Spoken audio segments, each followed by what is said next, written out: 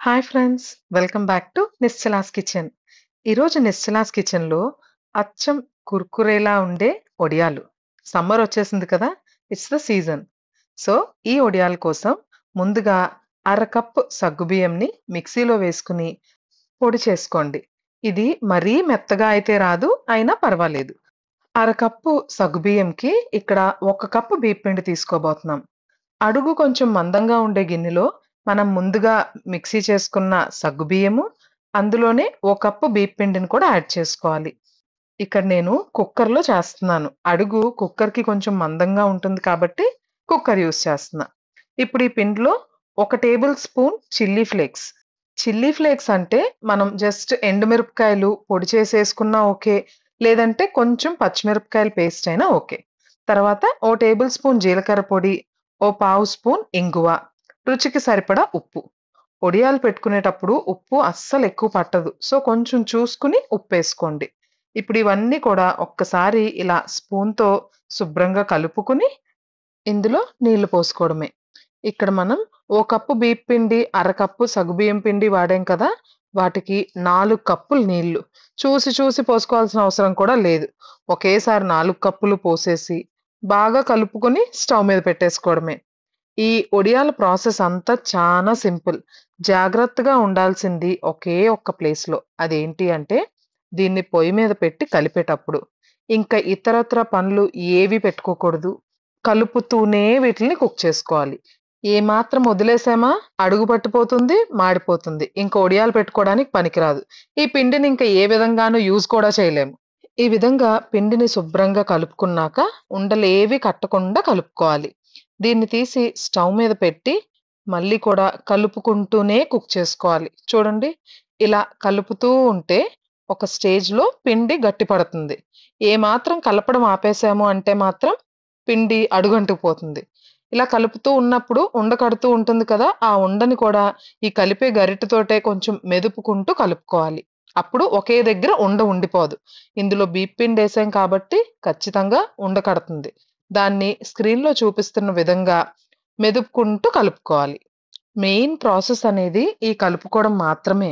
ఇలా కలుపుకుంటూ ఉండగా పిండంతా కూడా దగ్గర పడుతుంది. కొంచెం గట్టవుతుంది. చూడండి, ఇలా ఒక్కొక్క స్టేజ్‌లో కూడా పిండి టెక్స్చర్ మారుతూ ఉంటుంది. ఈ గిన్నెకి కొంచెం సెపరేట్ అవ్వడం అనేది స్టార్ట్ అవుతుంది. ఆ స్టేజ్ వచ్చిన తర్వాత, అంటే ఇప్పుడు మీరు స్క్రీన్‌లో చూస్తున్న విధంగా మీ పిండి మారిన తర్వాత అప్పుడప్పుడు మూత పెట్టుకొని కుక్ చేసుకోవాలి. ఈ మూత పెట్టడం వల్ల పిండి కొంచెం త్వరగా కుక్ అవుతుంది. నేనిక్కడ కుక్కర్ మూత పెట్టానే గానీ, విజిల్ పెట్టడం, గ్యాస్ కట్ పెట్టడం లాంటియి ఏమీ చేయలేదు. నేను కుక్కర్‌లో వాడుతున్నాను కాబట్టి అదే మూతను పెట్టాను. చూడండి, ఇప్పుడు మన పిండి ఇంకా దగ్గర పడింది కదా! ఇది కరెక్ట్ కన్సిస్టెన్సీ. ఇలా 2 నిమిషాలు మూత పెట్టిన తర్వాత ఒకసారి మూత తీసి, మళ్ళీ కలుపుకొని, మళ్ళీ మూత పెట్టుకోవాలి. ఇలా కలుపుకుంటూ ఉండగా మధ్యలో 1 టేబుల్ స్పూన్ నిమ్మరసము, పావు కప్పు పాలు.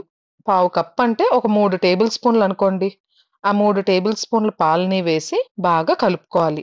ఈ పాలు, నిమ్మరసం వేయడం వల్ల టేస్ట్ అండ్ ఆల్సో టెక్స్చర్ అనేది, అంటే ఇప్పుడు మనకి వడియాలు కొంచెం ఆ కుర్కురే స్టైల్‌లో రావడానికి 2 రీజన్స్. ఒకటి, ఇందులో మనం వేసిన చిల్లీ ఫ్లేక్స్. తర్వాత నిమ్మరసం. పాలు యాడెడ్ టేస్ట్ కోసం. ఇప్పుడు అవి ఏసిన తర్వాత కూడా మళ్ళీ ఒకసారి బాగా కలుపుకొని మూత పెట్టుకోవాలి. ఈ మూత పెట్టి ఉంచే టైం కేవలం 2 నిమిషాలు మాత్రమే. మూత పెట్టాక 2 నిమిషాలే ఆ మూతనుంచాలి. తర్వాత తీసి మళ్ళీ కలుపుకోవాలి. అండ్ ఈ మూత పెట్టి కలిపే ప్రాసెస్ కూడా సిమ్‌లోనే జరగాలి. అలా ఓ 2, 3 సార్లు మూత పెట్టి కలుపుకున్న తర్వాత, ఇది ఉడికిందా లేదా చెక్ చేసుకోవడానికి నీటిలో చేతిని ఇలా తడిపి, ఇలా చూస్తే పిండనేది మన చేతికి అంటకూడదు. జస్ట్ ఒక కప్‌లో వాటర్ తీసుకొని, చేతిని వాటర్‌తో తడుపుకొని చెక్ చేసుకోవడమే. ఆ స్టేజ్‌లో మన చేతికి అంటలేదు అన్నప్పుడు స్టవ్ మీద నుంచి దించి, దీన్ని కొంచెం చల్లారనివ్వాలి. ఇక్కడ మాకైతే కిచెన్‌లో కొంచెం సేపు ఎండొస్తుంది. మిగిలిన టైం అంతా కూడా నీడే. నేనైతే దీన్ని కిచెన్‌లో నీడలోనే ఫస్ట్ వడియాలు పెట్టబోతున్నాను. దానికోసం 2 ఆప్షన్స్. ఒకటి, జంతికల గొట్టంలో పెట్టి చేసుకోవచ్చు. లేదంటే ఇలా పాల కవర్‌లో. పాల కవర్‌లో పెడితే ఆ కుర్కురే టెక్స్చర్ అనేది చాలా బాగా వస్తుంది. అందుకని నేనిక్కడ పాల కవర్‌లోనే పెడుతున్నాను. పాల కవర్‌ని శుభ్రంగా వాష్ చేసుకొని, అందులోకి మనం తయారు చేసి ఉంచుకున్న వడియాల పిండి పెట్టుకొని, ఇలా ఒక క్లిప్‌తో గానీ, రబ్బర్ బ్యాండ్‌తో గానీ సీల్ చేసుకోవాలి. తర్వాత ఒక కార్నర్‌లో సిజర్‌తో ఇలా హోల్ లాగా చేసుకొని వడియాలు పెట్టుకోవడమే. ఇక్కడ నేనైతే వడియాల కోసం ఎప్పుడు కూడా ఒక వైట్ క్లాత్‌ని సిద్ధంగా ఉంచుకుంటాను. చూడండి. ఆ వైట్ క్లాత్‌ని ఓన్లీ వడియాలు పెట్టడానికి మాత్రమే వాడతాను. విండోలో నుంచి లైట్‌గా ఎండొస్తుంది. ఇలా ఒకవేళ క్లాత్ మరీ పలచగా ఉంటే 2 పొరల్లో వేసుకోండి. చూడండి. ఇట్లా పెద్ద పెద్ద గొట్టాల్లాగా పెట్టేసుకొని, తర్వాత వాటిలిని కుర్కురే షేప్‌లో కట్ చేసుకోండి. అంతే. ప్రాసెస్ అయితే చానా ఇంట్రెస్టింగ్‌గా ఉంటుంది.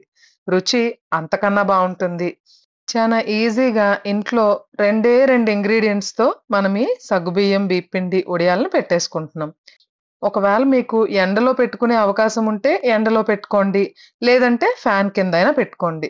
ఎండలో పెట్టే అవకాశం ఉన్న వాళ్ళకి త్వరగా ఎండిపోతాయి. నీడలో అయితే ఇంకో రోజు ఎక్స్‌ట్రా టైం పడుతుందేమో అంతే. నేను మీకిక్కడ ఒక్కొక్క రోజు ఇవి ఎంతవరకు ఎండాయనేది కూడా చూపిస్తాను. ఇదైతే డే 1 అంటే ఏ రోజైతే పెట్టానో ఆ రోజే. కొంచెం ఒక 5% ఎండొస్తుందంతే. మిగిలిందంతా ఇవి ఫ్యాన్‌లోనే ఆరాయి. ఇవన్నీ మొదటి రోజు ఇలా వదిలేసిన తర్వాత, రెండో రోజుకి చూడండి ఆల్మోస్ట్ ఆరిపోయాయి. ఇప్పుడు వీటన్నిటిలిని నేను తీసేసి, ఇలా కుర్కురే షేప్‌లో చిన్న చిన్న ముక్కలుగా కట్ చేసేసి, వాటిలిని కొంచెం ఎండలో పెట్టాను. ఇక్కడ కొంచెం ఎండొస్తుంది. అంతే సింపుల్ ప్రాసెస్. బాగా ఎండిన తర్వాత ఫ్రై చేసేసుకోవడమే. నేనిక్కడ ఇవి బాగా ఎండిన తర్వాత వచ్చే సౌండ్ చూపిస్తాను వినండి. ఎంత టెంప్టింగ్‌గా ఉంటుందో.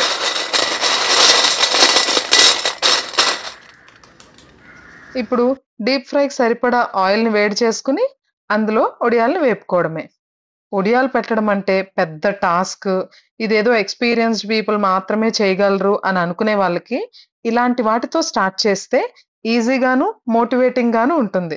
ఇప్పుడు ఈ వడియాల్ని ఉట్టివే తినేయొచ్చు. సాంబార్, పప్పులోకి కూడా ఇవి ఎక్సలెంట్ ఆప్షన్. పిల్లలకి గాని ఇలా ఏపిచ్చారు అంటే ఆ జంక్ జోలికెళ్లరు.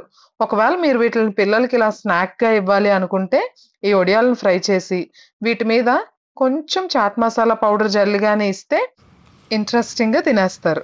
మరి మీరు కూడా ఈ వడియాలను ట్రై చేస్తారా? ట్రై చేసి మీకెలా కుదిరిందో కామెంట్ సెక్షన్‌లో తెలియజేయండి. ఈ సమ్మర్‌లో మరిన్ని వడియాల రెసిపీస్ కోసం నిశ్చలాస్ కిచెన్‌కి సబ్స్క్రైబ్ చేయండి. Bye everyone. Thanks for watching.